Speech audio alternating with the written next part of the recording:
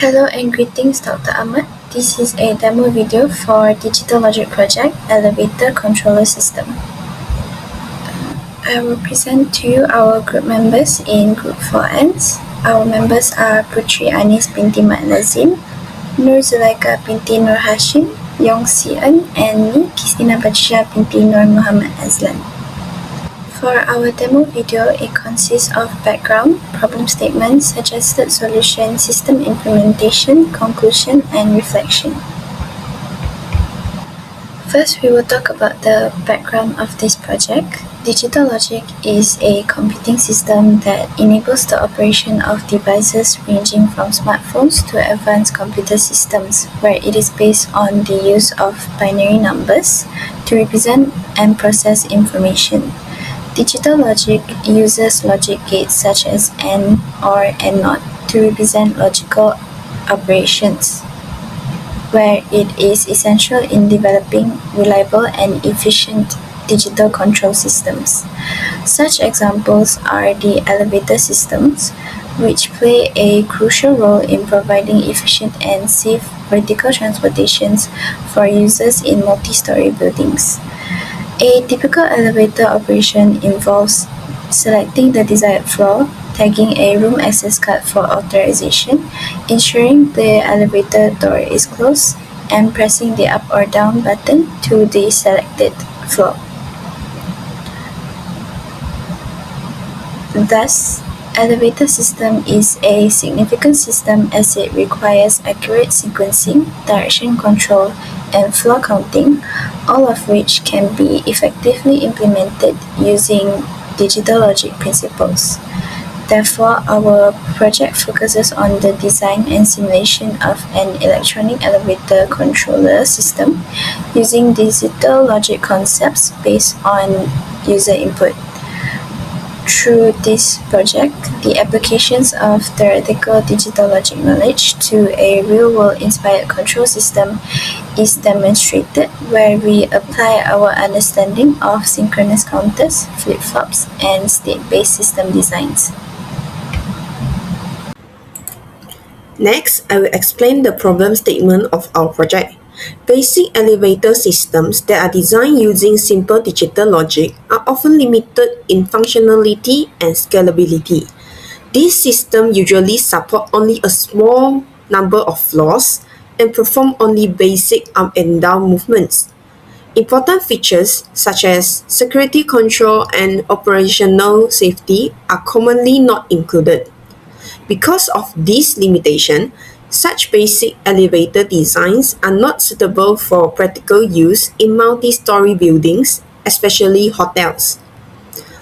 In this project, the initial elevator controller design does not fully satisfy the operational requirements of a hotel elevator system. A hotel elevator must be able to support multiple floors while maintaining reliable and synchronized operation to ensure smooth passenger movement. Additionally, the system lacks essential security features such as visitor room card detection and user passcode verification.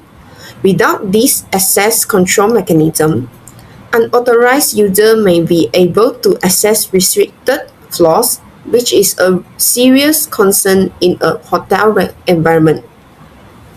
Moreover, the absence of door open and door close indication increases the risk of unsafe operation, as passengers may not be clearly informed about the elevator status. This could potentially lead to accidents or improper use of the elevator. Therefore, these limitations clearly highlight the need to enhance the elevator controller design in terms of system capacity, security, and safety. Without these improvements, the elevator system cannot accurately represent a realistic, secure, and reliable hotel elevator environment. Next, I will be presenting about the suggested solution. There are two main features that are implemented, which is expanding floor support and also security features. First, For the expanding floor support, a 3-bit synchronous counter is being used to support an 8-floor elevator system, allowing the elevator to count from 000 to 111 in binary. JK flip-flop are used instead of D flip-flops because their toggle and no change characteristic simplify the counter design. To ensure smooth and accurate floor transitions, JK flip-flop excitation tables are applied to determine the required input condition for each state change. Next, the security features. To enhance system safety, a 4-bit password sequence detector is implemented. By default, the system remains in a locked state, which disables the clock signal to floor counter. The elevator will only operate when the correct password sequence is entered. In addition, an integrated input controller is designed using 3 main inputs, which are the visitor card, password, and also power supply. A state diagram is used to define the elevator operational behavior. The system stays in the lock mode until both the visitor card is detected and the correct password is entered. Once these conditions are met, the elevator is allowed to move floor from 000 to 111.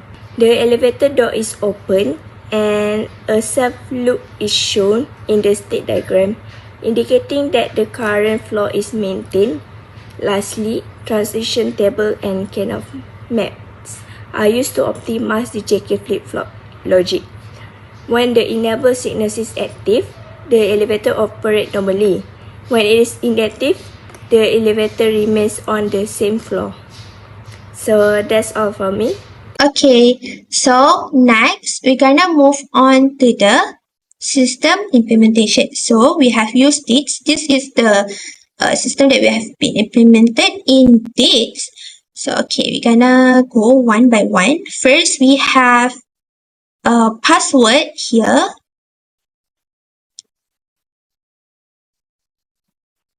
Using the decoder. Then this is the card reader.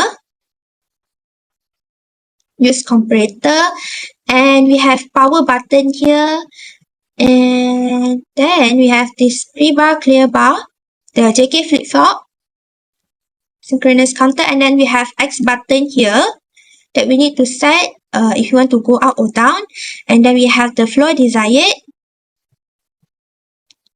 and then we have this current floor, door open, and the clock controller. Okay, so let's see how to use this DITS. Okay,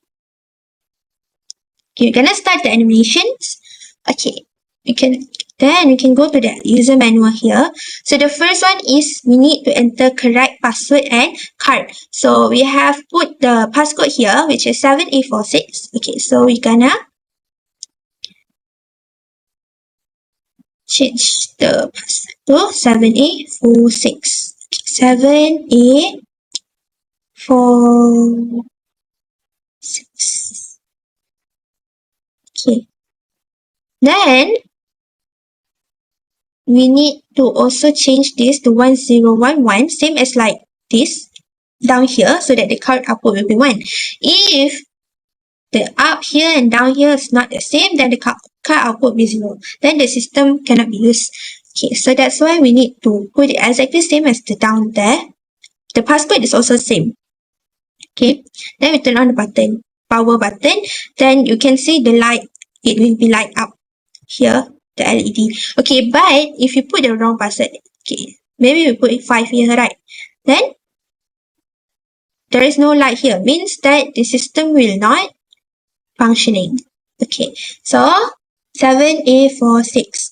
Okay, then we have turned on the power. Okay, we need to turn the pre-bar and clear bar to 1. Okay, then we need to choose the floor desired. Okay, we need to choose the floor desired. Okay, make sure. Okay, now we are currently in 0, floor 0. Okay, so we want to go up. Okay, basically we want to go up because we are at the lowest floor. So we want to go up, then the X button need to be 0. So it's already 0, so we can just leave it there. And we're gonna choose the floor that we wanted. Maybe we want to go to the floor 7. Okay. So we want to go to the floor 7. Okay. Then, okay, you can see the current floor is 0. Door open is 0. Means that the door is closed. Okay, so we cannot turn on the clock. Okay, so when we turn the clock to high, then the current floor now is become 1. But the door still 0. The door still not open because the current floor and the floor that we wanted is not same. Okay, so we're gonna change it. 2, 3, 4, 5, 6, 7. Yes, now the floor is already at 7th floor and the door is open. Okay. Next, maybe we're gonna go down, right? Okay, so when we're going to go down, this one need to be entered to change it to 1. Okay, maybe we're gonna go to first floor. Okay, so the current floor 6 door will be closed. Okay, so we need to change it until it reach 1. So when the current floor is already 1, then the door will be open. Okay. So when the door is open, okay. Even though we change it to clock to 1, but it will still remain at the current floor, which is 1, not go to the 0. Why? Because it's been reached the floor that we desired, that we wanted. Okay. So that is all from us. Thank you.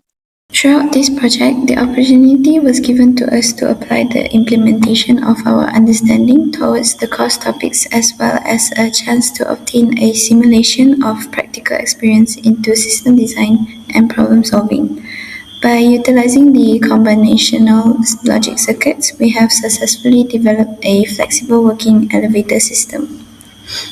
Our design has successfully shown significant strengths, where the system has been designed to adopt a simple yet flexible system to allow easier maintenance and future updates without changing its foundation. Our design has also showcased better user interactions, allowing users to easily monitor the floor levels. The design has also showcased better security features by user identification and system authorization. We have also upgraded the elevator system to better improve its operation. However, it still has its weaknesses. As of now, the elevator system can only go floor by floor and one level at a time, slowing down its performance. By security measures, the elevator only allows one card to be scanned at a time, making it slightly risky and unsecured. It might also face potential bugs and glitches. Although the system has been successfully made, our team believes that there is still room for improvement and greater creativity in our future work, such as creating a more complex system with a more purposeful objective, as well as increasing the security level with data encryption and role-based access control, as well as allowing more than one card to be scanned. Furthermore, the system can be further enhanced by improving the user interface as well as adopting better workflows and optimized resource management to prevent the system from crashing. All in all, this project has successfully deepened the knowledge obtained on this call. That is all from us. Thank you.